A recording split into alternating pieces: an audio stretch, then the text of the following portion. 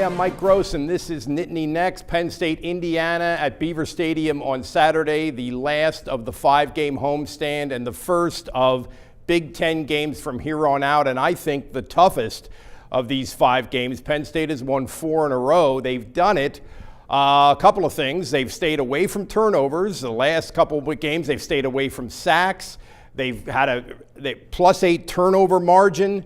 And they've played some bad teams, let's be honest. So Indiana is going to be a step up in competition in a couple of ways. Much more athletic team, much more physical team than we think of when we think of Indiana. They really went toe-to-toe with Ohio State last week. But they are beat up. Quarterback's hurt, running back's hurt. Running back who has over 700 yards this year. So Penn State's defense has a shot, I think, to do well on Saturday.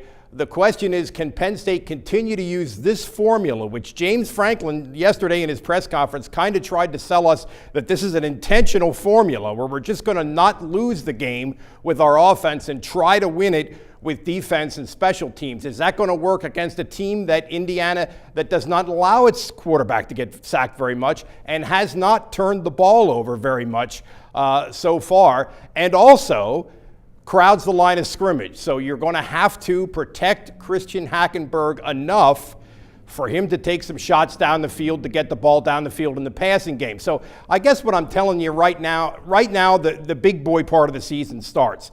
We're not screwing around with Buffalo and Army anymore. And the formula that James Franklin is talking about, which is a very similar formula, if you think about it, to the way Joe Paterno used to always talk about how he wanted to win football games. We're going to find out over the next month or so whether that formula is going to work in the big leagues. Thanks for watching. You can follow our Penn State coverage on LancasterOnline.com, Facebook, and Twitter.